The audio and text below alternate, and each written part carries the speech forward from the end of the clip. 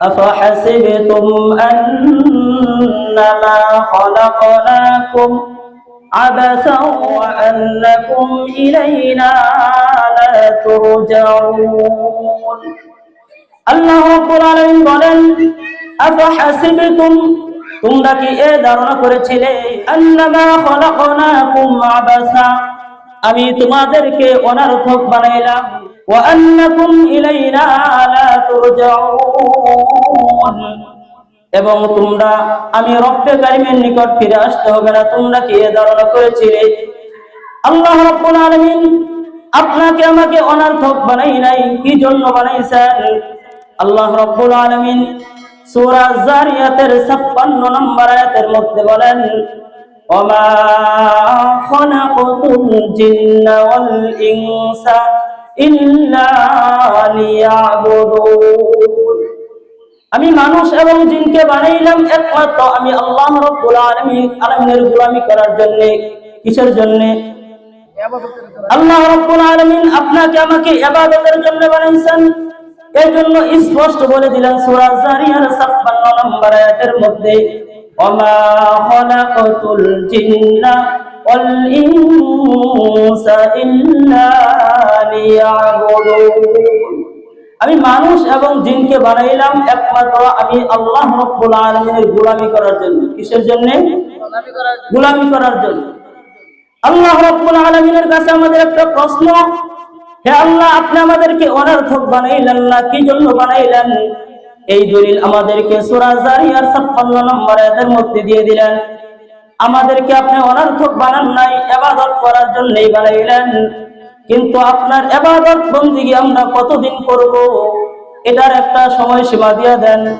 আল্লাহ রাব্বুল আলামিন আপনাকে আমাকে একটা সময় দিয়ে দিলেন একটা নির্দিষ্ট সময় দিয়ে দিলেন 10 বছর 20 বছর 50 বছর নয় একটা মানুষ বালেগ হওয়ার পর থেকে যখন তার নামাজ ফরজ হয়ে যায় কতদিন পর্যন্ত সে আল্লাহ রাব্বুল আলামিনের ইবাদত বندگی করবে আল্লাহ রাব্বুল আলামিন সূরা হিজরির 99 নম্বর আয়াতের মধ্যে জানিয়ে দেয় ওয়া'বুদ রাব্বাকা হাত্তা ইয়াতিয়াকাল ইয়াকিন তোমরা তোমাদের রবের ইবাদত বندگی করবে যতদিন না তোমাদের মৃত্যু এসে যায় কতদিন আমরা আমাদের রবের ইবাদত বندگی করব ততদিন যতদিন না আমাদের মৃত্যু এসে যায় তাহলে এবার আসেন আল্লাহ রাব্বুল আলামিন আপনাকে আমাকে অনর্থক বানান নাই কি জন্য বানাইলেন ইবাদত করার জন্য বানাইলেন আবার কতদিন ইবাদত বندگی করব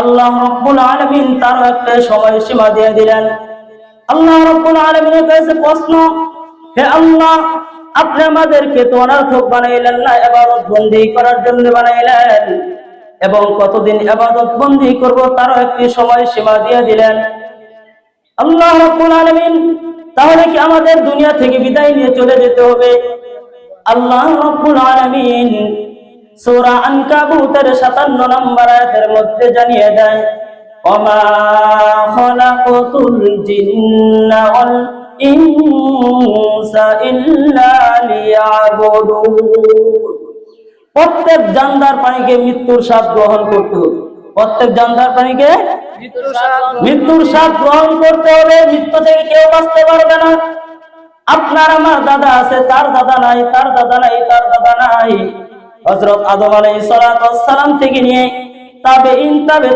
সলবে সলিহিন বুজুর্গানে দিন এভাবে ধারাবাহিক যাইতে যাইতে আমাদের পর্যন্ত আসছে এভাবে কিয়ামত পর্যন্ত আনেওয়ালা উম্মত আসতেই থাকবে কিন্তু চিরস্থায়ী কেউ থাকবে না আল্লাহ রাব্বুল আলামিন এই জন্য সূরা আনকাবুতের 57 নম্বর আয়াতের মধ্যে জানিয়ে দেন নাফসিন যায়িকাতুল মাউত প্রত্যেক জানদার প্রাণীকে মৃত্যুর স্বাদ গ্রহণ করতে আল্লাহ রাব্বুল আলামিনকে যদি বলা হয় হে আল্লাহ আমাদেরকে আপনি বানাইলেন ইবাদত বندگی করার জন্য আবার ইবাদত করব সেটার একটি সময়সীমা আপনি দিয়ে দিলেন আবার মৃত্যু হয়ে যাবে এবার আমরা যদি মৃত্যু থেকে পলায়ন করার চেষ্টা করি যদি আমরা মৃত্যু থেকে পলায়ন করার চেষ্টা করি তাহলে এই মৃত্যু থেকে বাঁচতে পারবো কিনা আল্লাহ রাব্বুল আলামিন সূরা আহজাবের 16 নম্বর আয়াতের মধ্যে জানিয়ে দেন, আপনি বলে দেন, তোমরা যে মৃত্যু থেকে পলায়ন করো, তোমরা যে মৃত্যু থেকে পলায়ন করো, মৃত্যু থেকে বাঁচার জন্য, সেই মৃত্যু থেকে তোমরা কখনোই বাঁচতে পারবে না। কেন? আল্লাহ রাব্বুল আলামিন যেহেতু বলেই দিয়েছেন দুনিয়াতে তোমাদেরকে পাঠাইছি, আবার নিয়ে আসবো। আল্লাহ রাব্বুল আলামিনের কাছে যদি প্রশ্ন করা হয়, আল্লাহ আপনি আমাদেরকে নিয়ে নেবেন, এই মৃত্যু থেকে পলায়ন করে কেউ বাঁচতে পারবে না। আমি যদি মৃত্যু থেকে বাঁচার জন্য এমন একটি পন্থা অবলম্বন করি, এমন একটি পন্থা অবলম্বন করি, যদি আমি বিশাল একটি পাহাড়ের ভিতরে, বিশাল একটি প্রাচীরের ভিতরে যদি আমি আশ্রয় গ্রহণ করি, তাহলে এই মৃত্যু থেকে বাঁচতে পারবো কিনা? আল্লাহ রাব্বুল আলামিন সূরা নিসার ৭৮ নম্বর আয়াতের মধ্যে জানিয়ে দেয়, আইনামা তাকুনু ইদরিকুমুল মাউত ওয়ালাউ কুনতুম ফি বুরুজিন মুশাইয়াদা। আল্লাহ রাব্বুল আলামিন বলেন, আইনামা তাকুনু, তোমরা যেখানেই থাকো না কেন, ইদরিকুমুল মাউত, তোমাদের মৃত্যু তোমাদেরকে পাকড়াও করবে। ওয়ালাউ কুনতুম ফি বুরুজিন মুশাইয়াদা, যদিও তোমরা বিশাল একটি প্রাচীরের ভিতরে লুকাও না কেন, এই মৃত্যু তোমাদেরকে পাকড়াও করবে। বলেন সুবহানাল্লাহ। আল্লাহ রাব্বুল আলামিন আমাদেরকে দুনিয়া থেকে নিয়েই নিবেন, দুনিয়াতে থাকার কোনো অপশন নাই।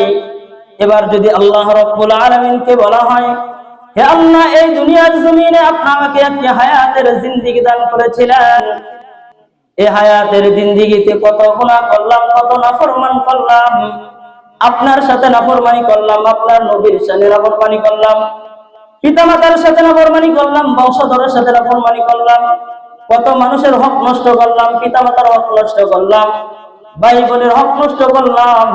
হে আল্লাহ, যেহেতু দুনিয়াতে থাকার কোনো অপশন নাই, আপনি আমাকে একটা সুযোগ দিয়ে দেন, একটা সুযোগ দিয়ে দেন, যাতে করে আমি তওবা করতে পারি, নিজেকে সংশোধন করতে পারি। সকল মানুষ এভাবে আফসোস করতে থাকবে, আফসোস করতে থাকবে। আল্লাহ রাব্বুল আলামিন বলেন, এখন আফসোস করলে কোনো লাভ নাই, তোমাদেরকে একটা নির্দিষ্ট সময় আমি দিয়ে দিচ্ছি। আল্লাহ রাব্বুল আলামিন সূরা আরাফের 34 নম্বর আয়াতের মধ্যে জানিয়ে দেয়, ওয়ালিকুল্লি উম্মাতিন আজাল ফাইযা জাআ আজালুহুম লা ইস্তাখিরুন লা ইস্তাখিরুনা সাআতাও ওয়া লা ইস্তাকদিমুন। আল্লাহ রাব্বুল আলামিন বলেন, ওয়ালিকুল্লি উম্মাতিন আজাল, প্রত্যেক সম্প্রদায়ের জন্য, প্রত্যেকটি মানুষের জন্য আলাদা আলাদা একটি সময় আছে, সময় সীমাবদ্ধতা আছে, নির্দিষ্ট একটা সময় দিয়ে দিয়েছি। ফাইযা জাআ আজালুহুম, যখন তাদের মৃত্যুর সময় এসে যায়, যখন তাদের নির্দিষ্ট সময়টা শেষ হয়ে যায়, লা ইস্তাখিরুনা সাআ, তখন তারা সামনে পিছনে এক কদম অগ্রসর হওয়ার কোনো সুযোগ নাই, পিছনে এক কদম হটার কোনো সুযোগ নাই। ওয়ালা ইস্তাকদিমুন, এবং সামনেও এক কদম অগ্রসর হওয়ার কোনো সুযোগ নাই। সুযোগ আছে? সুযোগ নাই। আল্লাহ রাব্বুল আলামিন দেখেন ধাপে ধাপে ধাপে ধাপে আমাদেরকে বুঝিয়ে দিলেন। কেন বানাইলেন? সূরা মুমিনুনের 115 নম্বর আয়াত আমাদেরকে জানাই দিলেন, আমি তোমাদেরকে অনর্থক বানাই নাই। কেন বানাইলাম? এটাও আমাদেরকে আল্লাহ রাব্বুল আলামিন সূরা জারিয়াতের 56 নম্বর আয়াতের মধ্যে বলে দিলেন। আবার আমাদেরকে ইবাদত কতদিন করতে হবে একটা শিক্ষা দিলেন, একটা সময় দিলেন। সূরা হিজরির 99 নম্বর আয়াতের মধ্যে জানাই দিলেন। তাহলে আপনাকে আমাকে একটি হায়াতের জিন্দেগি আল্লাহ রাব্বুল আলামিন এই জিন্দেগি দান করছেন। এই হায়াতের জিন্দেগির একটা দাম আছে। এই হায়াতের জিন্দেগির কাছে আল্লাহ রাব্বুল আলামিনের কাছে এই হায়াতের জিন্দেগির হিসাব দিতে হবে। কাল হাসরের ময়দানে আল্লাহ রাব্বুল আলামিনের কাছে এই 5টি প্রশ্ন উত্তর দেওয়া ব্যতীত কোন বান্দা এক কদম অগ্রসর হওয়ার কোনো অপশন নাই। আপনাকে যে হায়াতের জিন্দেগি দান করলেন, আল্লাহ রাব্বুল আলামিনের কাছে এই 5টি প্রশ্নের উত্তর দিয়ে আপনাকে সামনে অগ্রসর হতে। 1 নাম্বার, আল উমরিকা ফীমান আফনাইতা, তোমাকে যে হায়াতের জিন্দেগি দান করেছিলাম, তোমাকে যে হায়াতের জিন্দেগি দেওয়া হয়েছিল, তুমি এই হায়াতের জিন্দেগি তুমি কোন কাজে কাটিয়েছো, কোন কাজে লাগিয়েছো? ওয়ান শাবাবিকা আবলাইতা, এবং তোমাকে একটি যৌবন কাল দেওয়া হয়েছিল, এই যৌবন কালে তুমি কতটুকু ইবাদত বন্দি করেছো, তোমার এই যৌবন কাল তুমি কোন কাজে লাগিয়েছো? 3 নাম্বার, ওয়ান মালিকা মান আইনাইকা সাত্তা, এই দুনিয়ার জমিনে তুমি যে মালগুলো উপার্জন করেছো তা হালাল পথে না হারাম পথে, এই হিসাব কাল হাসরের ময়দানে প্রত্যেকটি বান্দাকে দিতে হবে। 4 নাম্বার, ওয়াফিমা আনফাকতা, 4 নাম্বার যে প্রশ্নের সম্মুখীন আপনাকে এবং আমাকে হাসরের ময়দানে হতে হবে, সেটা হচ্ছে ওয়াফিমা আনফাকতা, তোমার উপার্জিত সম্পদ তুমি কোন কাজে লাগিয়েছো। অতএব হালাল পথে উপার্জন করতে হবে, হালাল কাজে সম্পদ ব্যয় করতে হবে। এমন নয় হালাল ভাবে ইনকাম করে হারাম ভাবে খরচ করে, আবার এমনও যেন না হয় হারাম ভাবে উপার্জন করে হালাল ভাবে ব্যয় করে, এমনও যেন না হয়। 5 নাম্বার যে প্রশ্নের সম্মুখীন আপনাকে আমাকে হাসরের ময়দানে হতে হবে, সেটা হচ্ছে ওমা আমিলতা ফীমা আলিমতা, তুমি কতটুকু ইলম শিক্ষা করছো এবং তার উপর কতটুকু আমল করছো।